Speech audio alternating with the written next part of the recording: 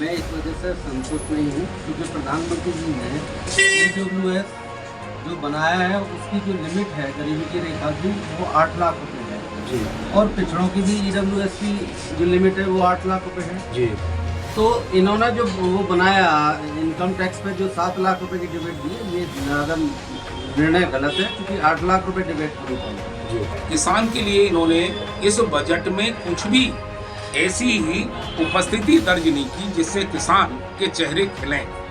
आज किसान बिल्कुल मायूस है। कोई भी क्षेत्र ऐसा नहीं है किसान का खाद का, अभी आपने देखा भंडारण की बात को कहते थे, आज इस बजट के अंदर इन्होंने कितनी किसान के लिए जो लंबी कतारें थी उसमें क्या सुविधाएं प्रदान की हैं कि जो कम से कम वो अपने फसल के लिए समय पर उपलब्ध होकर के खाद ले सके।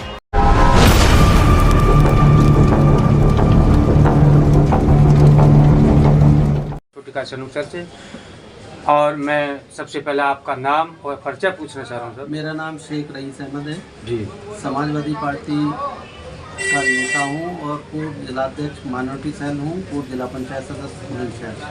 तो सर सबसे पहले मेरा सवाल ये है कि सरकार ने जो बजट पास किया है इस पर आप क्या कहना चाह रहे हैं? मैं इस वजह से संतुष्ट नहीं हूँ क्योंकि प्रधानमंत्री जी ने EWS जो बनाया है उसकी जो लिमिट है गरीबी की रेखा की वो 8 लाख रुपए है जी और पिछड़ों की भी EWS की जो लिमिट है वो 8 लाख रुपए है। जी तो इन्होंने जो वो बनाया इनकम टैक्स पे जो 7 लाख रुपए की डिबेट दी है ये ज़्यादा निर्णय गलत है क्योंकि 8 लाख रुपए डिबेट होनी चाहिए।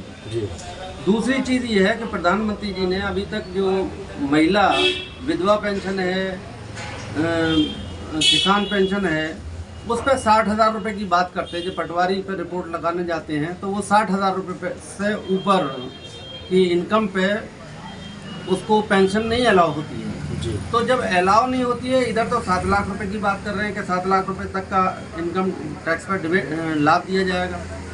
तो मैं ये कैसे मानूं कि ये जो बजट बनाया गया है ये किसानों के हित में है, मजदूरों के हित में है, व्यापारियों के हित में तो हो सकता है लेकिन किसान और मजदूर और पिछड़ों के हित में नहीं हो सकता। क्योंकि आज तक जितना भी निर्णय देखा गया, जैसे किसानों की पेंशन की बात होती है तो किसान की पेंशन तो बन नहीं रही, विधवा की पेंशन बन नहीं रही, वृद्धा पेंशन बन नहीं रही, विकलांग पेंशन बन नहीं रही।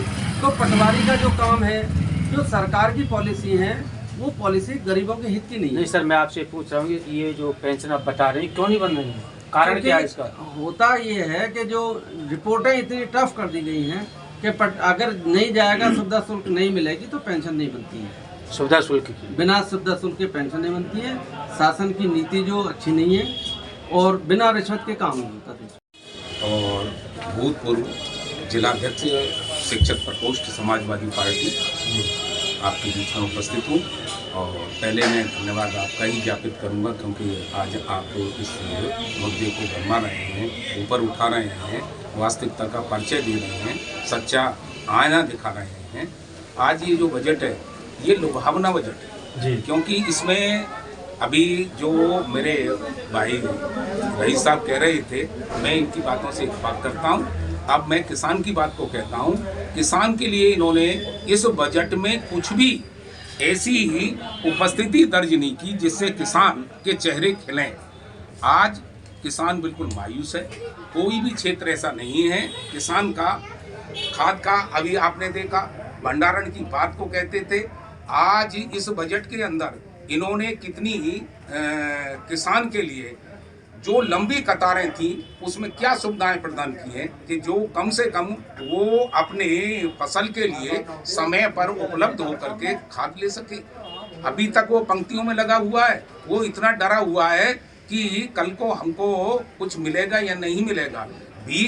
बीजों की बातें करते हैं, नए नए आयाम स्थापित करते हैं, गन्ने की बात को करते हैं। गन्ने के बजट में कितने साल से 10 रुपये का भी इजाफा नहीं किया, जबकि आज कम से कम ये मान करके चलिए कि 400 रुपये गन्ने का भाव डिक्लेयर कर देना चाहिए।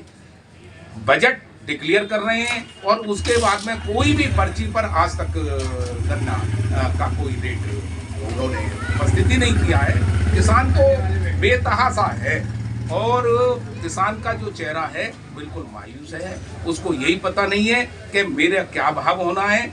जब बताइए, आज चले हुए नीलों के लिए लगभग 3-3.5 महीने हो चुके और आज तक किसी पर्ची पर कोई रेट डिसाइड नहीं है, तो ये किसानों के चेहरों को कहाँ खिलवा पाएंगे। तो सर हम आप जो है अपने क्षेत्र की बात करते हैं आपसे, हाँ कि 2013 में जब हाँ। मनमोहन सिंह सरकार थी, हाँ जी, हाँ जी, दिल्ली में कांग्रेस सरकार थी, तो उस समय पर 2013 में एक विकास संघर्ष समिति अनुसार में बनी और उन्होंने किसी कड़े परिश्रम से रेलवे लाइन, जिसमें कि आपने भी उसमें भाग लिया था, तो वो मंजूर हुई, सर्वे भी हुआ उसका। तो 2013 से और कांग्रेस प्लस भाजपा अभी तक उसका बजट पास नहीं कर पाई है, इस पर क्या कह रहा है? देखिए ऐसा है, मैं अब अपने क्षेत्र के साथ साथ पूरे जिले की बात करता हूँ जी। आज इस उसमें सभी जिलेवासी ये सोचते थे कि हमारे यहाँ डिस्ट्रिक्ट बुलंदशहर में रेल का बहुत बड़ा आवागमन, जो जिसके माध्यम से आज हम ऊंचाइयों पर पहुंचते हैं। ट्रांसपोर्ट ही तो एक सबसे बड़ी बात है जी, जी। किसी उसके लिए। बुलंदशहर के अंदर दिल्ली जाने के लिए आज भी हमारे पास में कोई भी संसाधन रेलवे के नहीं है। हमारा जिला इतना पिछड़ रहा है, आज दूसरे जिले हमसे आगे, जहां रेल का हम लोगों ने बहुत संघर्ष किया इसके लिए, और उस समय कांग्रेस बिल्कुल सत्ता में थी, इसको हम नकार नहीं सकते। और उनके रेल मंत्री ने बिल्कुल हाँ जी, पीयूष गोयल साहब ने, और इसको अपने बजट में पास कराने की बात कही और पास भी कराया। लेकिन जैसे ही सत्ता परिवर्तन हुए, सत्ता परिवर्तन होने के बावजूद वो सारा का सारा रद्दी की टोकरी में चला गया और ठंडे बस्ते में पड़ा हुआ है, और फिर भी हम संघर्ष करेंगे उसके लिए। तो सर जैसे आप मतलब 2013 में रेलवे लाइन पास हुई और अभी तक ये बजट पास नहीं हुआ है, आप समाज से भी हैं, क्षेत्र के शुभचिंतक हैं, तो आपने क्या आवाज़ उठाई अभी तक? ऐसा है, समय समय पर हमने काफ़ी ही प्रयास किया है, इसके लिए हमने लिखत पढ़त भी की है, और कोई भी ऊपर से लेकर नीचे तक हर स्तर पर हमारा उसके लिए आह्वान है। और लेकिन आज आप समझते हो कि मैं तो नहीं समझता कि जिले का विकास सरकार चाहती हो, और इस सरकार में जिले का कोई भी विकास संभव नहीं हो पा रहा है, और ना ही हमारा कोई भी प्रतिनिधि इस बात को आगे उठा पा रहा है। तो सर आप क्या उम्मीद मान रहे हैं सरकार से आने वाले समय के लिए, कि जैसे हम छोटी काशी अनुच्छेद में रह रहे हैं, ये भी काफ़ी कस्बों से पिछड़ा हुआ है, तो अभी तक इसके लिए कोई बजट पास नहीं हो रहा है, आप क्या कहना चाह रहे हैं?